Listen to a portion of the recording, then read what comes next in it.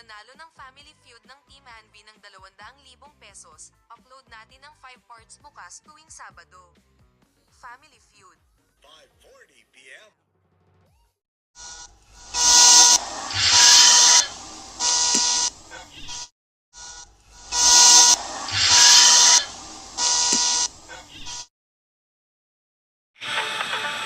Welcome to my episode that is called Nagmamano pa. That's okay.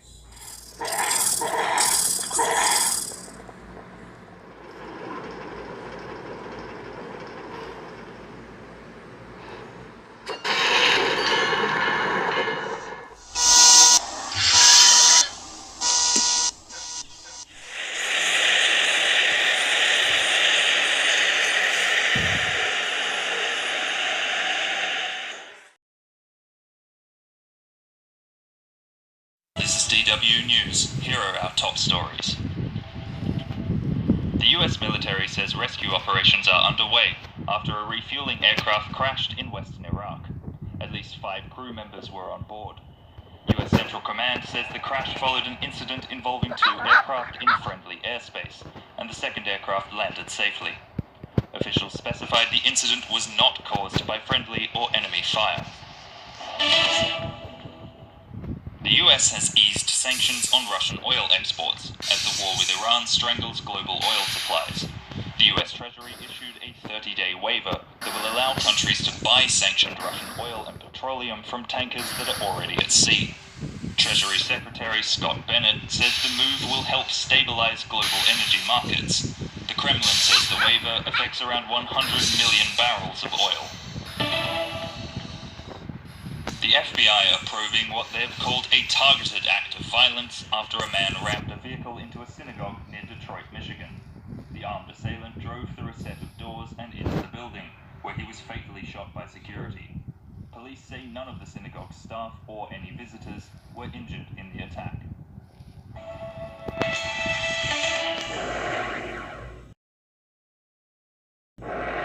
Yesterday. 800,000 people. Hi, I'm Kim Vanell in Wanganui, New Zealand. It's Thursday, March 12th. Today, tankers burn in the Middle East as Iran warns the world should prepare for oil at $200 a barrel. Outdated targeting data may be involved in the US striking an Iranian girls' school. And the Trump administration opens new unfair trade probes to rebuild tariff pressure. This is Reuters World News, bringing you everything you need to know from the front lines in 10 minutes, 7 days a week. No, sure did better. Sure better.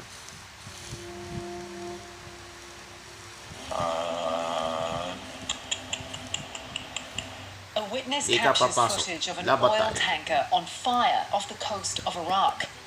The vessel sending huge fireballs and plumes of black smoke into the air. It's one of 2 fuel tankers in Iraqi waters which appear to have been attacked by Iranian-controlled boats laden with explosives. Iran is stepping up its attacks on oil and transport facilities across the Middle East and is warning the world should be ready for oil at $200 a barrel. Spokesman for the Iranian Armed Forces, Ibrahim Zolfikari, says Iran will not allow even a single litre of oil to pass through the Strait of Hormuz if that oil is going to benefit the US or Israel. The US, meanwhile, will release more than 170 million barrels of oil from its strategic reserve in a bid to reduce rocketing oil prices, part of a bigger release of 400 million barrels by nations signed up to the International Energy Agency. And US President Donald Trump has said there's another way the US could help. When the time comes, the U.S. Navy and its partners will escort tankers through the strait if needed. But our global shipping reporter Jonathan Saul says in reality, the US Navy isn't yet prepared to act. The industry has essentially been requesting on a daily basis since February 28th support from the US in the form of escorts or some military help. But in actuality, they are not just by the commercial ships, but also by military craft in the strait. We've seen up to 14 vessels that have been hit either directly or indirectly from everything from projectiles to missiles and of course drones. So the Iranians have got an array of options available to them, and this is why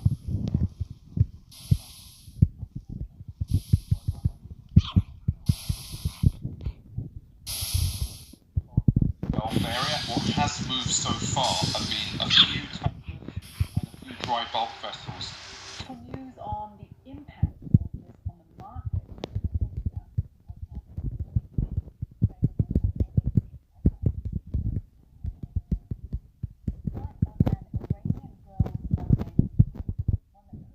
the worst civilian casualties in decades of US conflict may have been using outdated American targeting data. Some 175 girls and school staff were killed in the attack on the first day of the war, according to Iran's ambassador. Deliberately attacking a school, hospital, or any other civilian structure would likely be a war crime under international law. Here's Reuters foreign policy correspondent Idris Ali. But it was really one of the most deadly, if not the most deadly strike that the United States has taken. And we reported that military investigators had found that the United States was likely responsible. We have seen social media videos and videos from Iran of what appears to be a Tomahawk missile striking either the school or near the school. And it's important to know that in this conflict, the only side that has Tomahawk missiles is the United States. Iran does not have Tomahawk missiles that can be used. In the US, Senate Democrats have signed a letter to Defense Secretary Pete Hegseth calling for a swift investigation into the school strike and any other potential US military actions which may have injured or killed civilians. The Pentagon has maintained the position that the US does not intentionally target civilians and is investigating the school attack. President Trump's response, however, has changed over time. In the beginning, he said Iran is responsible. When he was pressed on it, he said, well, Iran has Tomahawks, which they don't, and he has eventually landed on there's an investigation ongoing. Idris says in addition to the two sources who told Reuters that the US may have been using this outdated targeting information in this attack, Reuters journalists have also been looking at location data. We have, and our colleagues have gone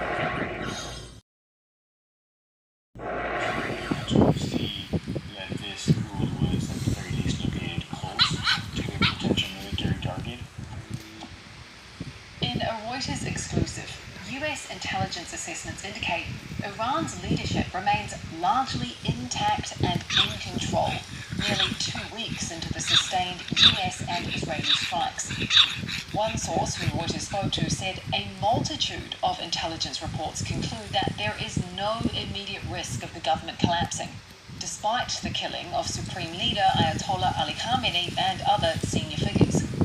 All of the sources Reuters spoke to were granted anonymity to discuss US intelligence findings. The intel underscores how difficult it may be for Washington to find an off-ramp, and comes as the Trump administration gives Congress an initial price tag for the war. A source says officials put the cost of just the first 6 days at over $11 billion.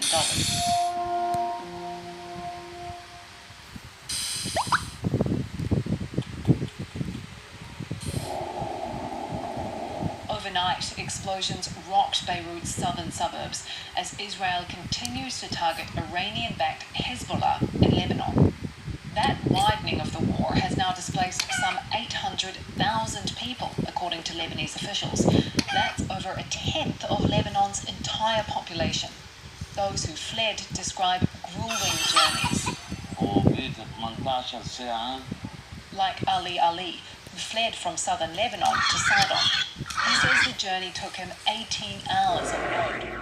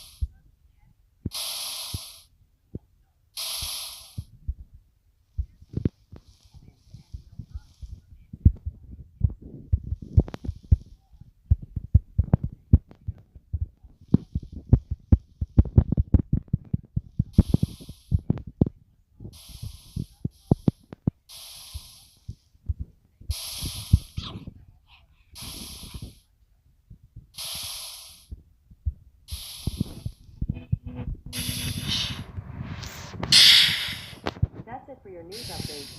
To see more stories, open Google News.